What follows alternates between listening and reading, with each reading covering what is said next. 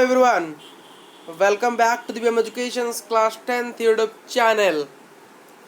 तो आज हम पढ़ेंगे केमिकल रिएक्शंस एंड इक्वेशन वाले चैप्टर से कैरेक्टरिस्टीज ऑफ द केमिकल रिएक्शन के कुछ कैरेक्टरिस्टीज होते हैं। वो क्या है उसके कैरेक्टरिस्टीज, क्या है उसके कैरेक्टर्स, वो हम देखेंगे। इस चैप्टर के अनुसार इसके कुल मिलाकर 5 कैरेक्टर्स हैं। सबसे पहला चेंज इन स्टेट, यानी स्टेट में चेंज हो रहा है। सॉलिड से लिक्विड, लिक्विड से गैस, गैस से लिक्विड, लिक्विड से फिर सॉलिड, फिर सॉलिड से गैस, फिर गैस से सॉलिड। ये होते हैं चेंज इन स्टेट्स। फिर चेंज इन कलर, कलर यानी रेड से ब्लू होना, ब्लू से रेड, पर्पल से वाइट हो जाना, वाइट से येलो, इस प्रकार से कलर के चेंज से।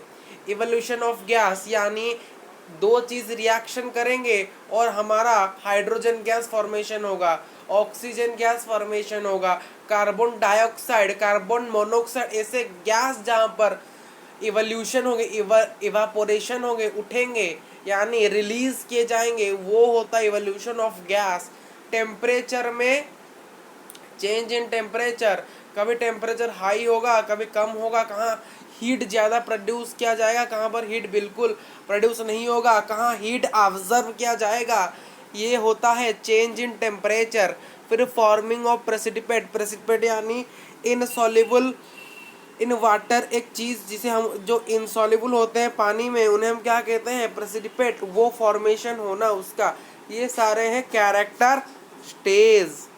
सबसे पहले चेंज इन द स्टेट। क्या है change in state? Change in state क्या होता है, कुछ रिएक्शन होते हैं जिनको कैरेड आउट किया जाता है अपने स्टेट को चेंज करके। क्या करके? अपने स्टेट को चेंज करके उन्हें कैरेड आउट किया जाता है। फॉर एग्जाम्पल जो वैक्स हमारा है वो क्या है, एक सॉलिड है। वैक्स क्या, एक सॉलिड है जिसे बर्न क्या, जिसे जलाया जाता है in the presence of air, यानी ऑक्सीजन। किसको राइज करने के लिए? कार्बन डाइऑक्साइड को। पहले ये क्या था, सॉलिड, अब क्या हो गया, गैस। बात समझ, अपने स्टेट को इन्होंने बदल दिया। तो ये है चेंज इन स्टेट। दूसरा चेंज इन कलर, अपने कलर में चेंज होना। कुछ रिएक्शन ऐसे होते हैं जिसे हम कैरिड आउट करते हैं रिएक्शन ऑफ कलर को चेंज करके। कहाँ से कहाँ? रिएक्शन से प्रोडक्ट। रिएक्शन में कुछ कलर होगा, प्रोडक्ट में ज़्यादा कुछ और ही कलर होगा। For example alkaline potassium permanganate. Alkaline का अर्थ होता है जो बेस, चैप्टर 2 में हम पढ़ेंगे। बेस जो होते हैं, जो डिजल्व होते हैं पानी में, उन्हें अल्कालाइन कहा जाता है, अल्कालाइन बेस कहा जाता है। तो अल्कालाइन पोटाशियम परमांगनेट का कलर क्या होता है, पर्पल, जो कि KMnO4 उसका फॉर्मूला होता है, केमिकल नेम। अगर उसके साथ हम क्या करें, साइट्रिक एसिड को मिला दे, जो कि एक ऑर्गेनिक एसिड होता है, जो कि हमारा एक खाने पीने वाला एसिड होता है, जो कि लेमन में ज़्यादातर पाया जाता है। अगर हम इन दोनों का रिएक्शन करें, ये जो भी प्रोडक्ट बनाएंगे उसका कलर क्या होगा, कलरलेस होगा, वो कलरलेस सॉल्यूशन बनाएंगे। दूसरा एसिडिफाइड पोटाशियम डाइक्रोमेट, जिसका फॉर्मूला K2Cr2O7 है, जिसका कलर क्या है, ऑरेंज कलर। अगर जिसको रिएक्शन कराया जाएगा सल्फर डाइऑक्साइड के साथ SO2 जो गैस है, अगर इन दोनों का रिएक्शन हम कर देंगे तो हमें क्या मिलेगा, ग्रीन कलर का एक प्रोडक्ट मिल जाएगा। क्या प्रोडक्ट? जो रिजल्ट या फिर new substance with new property जो मिलेगा वो क्या होगा, ग्रीन कलर का होगा। Next the evolution of gas. Evolution of gas का एक फॉर्मूला है, इसे आपको याद रखना है, जो कि हम कहाँ पर पढ़ेंगे इस चीज़ को, हम कहाँ पर पढ़ने वाले इस चीज़ को, हम पढ़ेंगे एसिड बेस एंड सॉल्ट में। The physical property of N acid में हम इस रिएक्शन को पढ़ेंगे। जब एसिड को रिएक्ट किया जाता है मेटल के साथ, एसिड को जब रिएक्ट किया था मेटल के साथ, तो क्या मिलता है, मेटल का सॉल्ट और हाइड्रोजन गैस। तो ये आपको, ये फॉर्म आपको याद होना चाहिए, तब आप सारे रिएक्शन कर लोगे। जैसे कि फॉर एग्जांपल जिंक दिया गया है मुझे, क्या दिया गया है, जिंक। क्या हमें दिया गया है, जिंक। जिंक क्या, एक मेटल है, H2SO4, सल्फरिक एसिड एक एसिड है, जिंक H2SO4 ये क्या, एक सॉल्ट है। ये क्या है, एक सॉल्ट। यहाँ पर मैंने लिखा भी है, ये सॉल्ट है।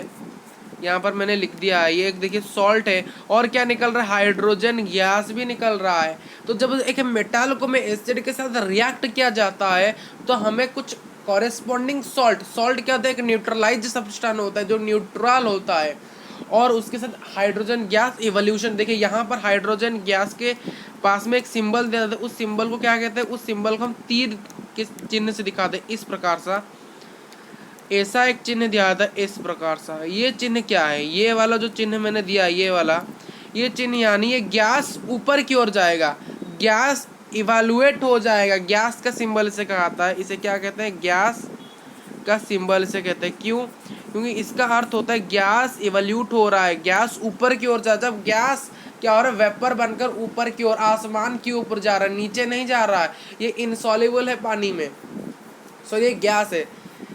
अगर गैस हो इस प्रकार का सिंबल दिया जाता है, अगर इनसॉल्युबल हो पानी तो नीचे की ओर जाता है, यानी प्रेसिपिटेट, ये है प्रेसिपिटेट का, ये किसका है, गैस का। तो गैस कहाँ पर जाते हैं, गैस हमेशा ऊपर की ओर जाते हैं, तो इसलिए ऊपर की ओर तीर का चिन्ह। एक और एग्जांपल है आपके बुक में, क्या है, उसका नाम सोडियम, एक है सोडियम कार्बोनेट। अगर सोडियम कार्बोनेट के साथ रिएक्ट किया जाए हाइड्रोक्लोरिक एसिड को, किसको भाई, हाइड्रोक्लोरिक, मैं लिख रहा हूँ हाइड्रोक्लोरिक एसिड को, तो क्या प्रोडक्ट मिलेगा, मुझे क्या प्रोडक्ट मिलेगा, सोडियम क्लोराइड। क्या मिलता है भाई, सोडियम क्लोराइड, और सोडियम क्लोराइड के साथ कार्बन डाइऑक्साइड यानी CO2। यहाँ पर देखिए गैस मिल रहा है, और क्या मिल रहा है, पानी, वाटर। अभी इनका सिंबल लिखते हैं, यहाँ पर हम लिखेंगे Na2, ये होता है Na2CO3 सोडियम कार्बोनेट, ये होता है HCl हाइड्रोक्लोरिक एसिड, ये होता है NaCl सोडियम क्लोराइड, ये होता है कार्बन डाइऑक्साइड, ये होता है H2O। तो यहाँ पर एक तीर का चिन्ह देंगे क्योंकि ये गैस यहाँ पर इवैल्यूएट हो रहा है, इवोल्यूशन इस गैस का हो रहा है, कार्बन डाइऑक्साइड गैस का यहाँ पर इवोल्यूशन हो रहा है। ये आपका दूसरा एग्जाम्पल है। देखिए ये क्या है, एक मेटल कार्बोनेट है, और ये क्या है, एसिड है। अगर मेटल कार्बोनेट जब भी कोई एसिड के साथ क्या होता है, रिएक्शन करता है, हमें क्या मिलता है, सॉल्ट मिल रहा है, ये मुझे सॉल्ट मिला, कार्बन डाइऑक्साइड गैस मिला, और पानी मिला, वाटर। ये फॉर्मूला है, जब पढ़ेंगे तब पता चलेगा, ठीक। अब एक इम्पोर्टेंट क्वेश्चन है, इम्पोर्टेंट क्वेश्चन, जब भी कोई मेटल अगर एसिड के साथ रिएक्ट करता है तो कौन सा गैस ज़्यादा प्रोड्यूस होता है, हाइड्रोजन गैस, हाइड्रोजन गैस, इसे याद रखना है। ये वेरी वेरी इंपॉर्टेंट क्वेश्चन है, मैं यहाँ पर स्टार लगा देता हूँ यहाँ पर, ठीक है, ये बहुत इंपॉर्टेंट क्वेश्चन है, 1 मार्क। फिर चेंज इन टेम्परेचर, टेम्परेचर में चेंज होना गाइस, ठीक, टेम्परेचर में क्या होना, चेंज हो जाना। तो टेम्परेचर में अगर चेंज होगा, ऐसे कुछ रिएक्शन किया जाए जिसे टेम्परेचर में चेंज होता है। For example the reaction of quicklime और वाटर, अगर क्विकलाइम और वाटर का रिएक्शन होता है, 2 बार यहाँ पर वाटर, इस वाटर को काट दीजिए, तो क्या प्रोड्यूस करेंगे वो, स्केल टाइम, उसके साथ कुछ एनर्जी भी lot of energy, heat energy भी प्रोड्यूस करते हैं। तो क्या है उनका एग्जाम्पल, क्विकलाइम का फॉर्मूला क्या है, क्विकलाइम यानी कार्बन कैल्शियम ऑक्साइड, क्विकलाइम, इसे क्या कहा जाता है, क्विकलाइम QL, इसे क्या कहा जाता है, क्विकलाइम। ये क्या है, कैल्शियम ऑक्साइड, लिखते जाइए कैल्शियम, ये कैल्शियम ऑक्साइड है। उसके साथ अगर मैं वाटर को मिला दूं, वाटर यानी पानी H2O, इसको मैंने डाल दिया तो मुझे क्या मिलेगा, कैल्शियम हाइड्रोक्साइड H2 होल, ये हीट, कुछ हीट भी निकलेगा। तो ये क्या है, ये है स्केल्ड लाइम SL, और ये हमारा कैल्शियम हाइड्रोक्साइड है। मैं लिख लेता हूँ इसका फॉर्मूला, कैल्शियम हाइड्रोक्साइड। बात समझ में आई, ये स्केल्ड लाइम है, ये क्विकलाइम। ये एक इम्पोर्टेंट रिएक्शन माना जाता है क्लास 10th के फर्स्ट चैप्टर के अंदर, इसे याद रखना है। ये सेकंड चैप्टर में आपको मिलेगा, एसिड बेस एंड सॉल्ट। तो ये कुछ फॉर्मूल जिन्हें जैसे कि आपके सामने लिखना ही आपको समझ में आना। और कुछ है, और कुछ है भाई, बताइए क्या है सर, बता दीजिए। मैंने बोला था पहले मैंने पढ़ा था जिंक एक था, और क्या था, सल्फरिक एसिड का फॉर्मूला क्या होता है, सल्फरिक एसिड के पास डाइल्यूट किया लिखा था। अगर कॉन्सेंट्रेटेड एसिड होता वो बहुत हीट प्रोड्यूस करता जो कि हमारे हाथ को जला सकता है, इसलिए डाइल्यूट करके रखा जाता है पानी जहाँ पर ज़्यादा हो। तो H2SO4 सल्फरिक एसिड, अगर इनका रिएक्शन हो तो मुझे क्या मिलेगा, जिंक मिलेगा, जिंक सल्फेट मिलेगा, और क्या मिलेगा, H2 गैस इवैल्यूएट होगा। क्या होगा, H2 गैस की इवोल्यूशन होगा। वीडियो थोड़ी सी लंबी हो सकती है। फिर प्लस क्या होगा, यहाँ पर हीट निकल रहा है इसीलिए यहाँ पर टेम्परेचर में चेंज हो रहा है। तो ये एक फॉर्मूला याद। एक और है, एक और क्या है, बैरियम हाइड्रोक्साइड, बैरियम हाइड्रोक्साइड यहाँ पर लिख दिया गया है BO hole OH hole twice के साथ अमोनियम क्लोराइड NH4Cl। क्या मिलेगा हमें अगर मैं इन्हें हीट करूँगा, ये सिंबल है ट्रायंगल सिंबल, किसका होता है, हीट का। किसका होता है, हीट का।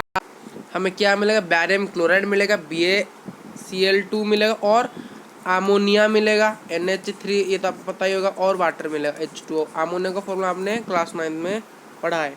ये दो रिएक्शन है जहाँ पर देखिए यहाँ पर हीट को लगा रहा जा रहा है या हीट यूज हो रहा है, मतलब टेम्परेचर के, यहाँ पर टेम्परेचर को ज़्यादा निकल रहा है, यहाँ पर टेम्परेचर को यूज़ किया रहा है, हीट को यूज़ किया जा रहा है इस प्रोडक्ट को निकालने के लिए। दो एग्जाम्पल और ये एक एग्जाम्पल, ये एक एग्जाम्पल, ये दो एग्जाम्पल, तीन एग्जाम्पल्स।